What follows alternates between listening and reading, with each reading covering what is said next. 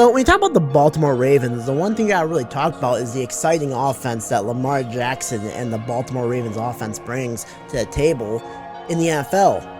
Of course, you gotta talk about Lamar Jackson, who is one of the top rushers in the NFL. Of course, not hitting 1,000 yards rushing in the last 2 seasons because of injuries, but before the injuries, 2019, over 1,000 yards, as well as 2020, over 1,000 yards. This guy does it all, man. He can pass, he can throw, stuff like that. But people have been saying that the Baltimore Ravens has not built around Lamar Jackson in the previous seasons, and he's had to rely on his running game to really get them into playoffs and into situations. Well, this year, the Ravens have decided to go out and get a receiver. They went out and got Odell Beckham Jr. They also drafted Zay Flowers. They're trying to build an offense to cater to Lamar Jackson, and I think it's going to be a great sight to see. Lamar can still run, of course, if you trust him running, if he's fully healthy to run. But now with Odell Beckham Jr. on the roster, Zay Flowers, Bateman's still a decent receiver, as is too. And you still got Mark Andrews, who's one of the top tight ends in the league. I believe he's top 3 right now this year. The Ravens has the firepower on offense this year. And J.K. Dobbins is also a diamond in the rough, in my opinion, for running backs. And with this team, we're going to see if Lamar's going to make it or break it. If he relies on his running game too much, you might see the Ravens start losing faith in him and stuff like this, blah, blah, blah.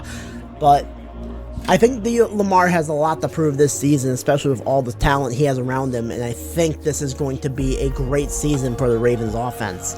I think Lamar is going to have a great season. I think Odell Beckham Jr. is going to be back to form as per se like he was in LA. Also, Zay Flowers, I think, was a great pickup. I think the Ravens are going to be a good team this year. Not just on the offensive side of the ball, but also on the defensive side of the ball. They got Roquan Smith back there. They have Patrick Queen. I believe they still have Michael Pierce in that nose tackle position. This defense is actually nicely studded with Rocky Sin and Marlon Humphreys on the sides as well. I really like this Raven defense this year. It's looking really good as well. I think the Raven defense with Roquan Smith and Patrick Queen and those middle linebacker spots, because they don't really run like a 4-3. I believe they run like a 2 linebacker setup.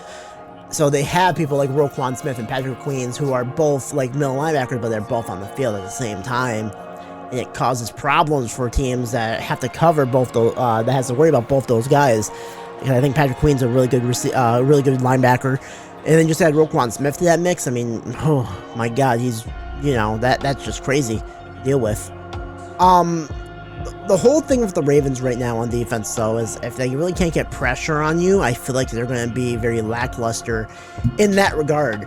I don't really see, the defensive line, unless you put Roquan Smith on the line. I think Roquan Smith is a good pass rusher, but, besides him, I would rather have Roquan Smith playing coverage. That's just me, though. But besides that, I don't really see, much of the line going, crazy. Michael Pierce is known more for stopping the run. Not really getting sacks on the quarterback, so that's the only problem I have with the Ravens defense. Let's get over to scheduling. Alright, so here's the schedule for the Ravens. I have them going an average of 11-6, a ceiling of everything goes right and no injuries happens of Lamar, 15-2 record. And then for a floor, I have them going 7-10. Let's go through these games here. I have them winning week 1 against the Texans, winning week 2 against the Bengals. I believe Burrow's going to be not playing in that game. That's why I put a win for them easily and didn't put a mark on them at all. Week 3, they beat the Colts. Week 4, they beat the Browns, but I think it's going to be a little bit of a challenge. Division rivals, of course, always, and plus the Ravens used to be in Cleveland, so yeah, there's that. Week 5, they beat the Steelers. Again, a close contest as well. That's why there's the mark. And plus, they're in Pittsburgh, I believe. That's why it's the mark right there. They beat the Titans week 6. Week 7, they lose to the Lions in a close contest. They beat the Cardinals. They beat the Seahawks. Beat the Browns. Again, a close game once again because of the mark. Lose to the Bengals. Lose to the Chargers. Lose to the Rams. They also will lose to the Jaguars, the Niners, and they will win against the Dolphins and the Steelers to end the season. That's my prediction for this Ravens scheduling. I really do believe that this team could go 15-2 if everything goes right, but however, there's parts in my mind that think that Lamar might get injured again this season, and it's going to derail them to a 7-10 record. that's my main concern right now with the Baltimore Ravens is how healthy can Lamar stay, and we'll see if he can stay healthy here in Baltimore. So my final conclusion for the Ravens is going to all depend on Lamar Jackson and how he plays with this receiving core that is probably the best receiving core the Ravens had in a while. And I mean, like, even before they won Super Bowl in 2012 and 2000s, like, this is their probably best receiving core in a while that they've really had. Actually, you know what? Now I'm thinking about it. I think Joe Flacco had some decent receiving core, just Joe Flacco couldn't actually produce with them. I think that was the main problem. But yeah, with this type of receiving core, the Ravens should be an actual threat this season for the AFC North. And I believe if everything goes right, Lamar stays healthy, he can play all 17 games this season, and no injuries happen or occurs, I think they could possibly do that and win the AFC North because of the injury to Burrow earlier this training camp. However, if the latter happens and Lamar goes down, I think it's voyage for the Ravens team just in general, and I think it might be time to start maybe firing some people, like head coaches and stuff like that. Sorry, John Harbaugh, I know you've been a great coach, but enough is enough for losing at some point or another for the Ravens, right?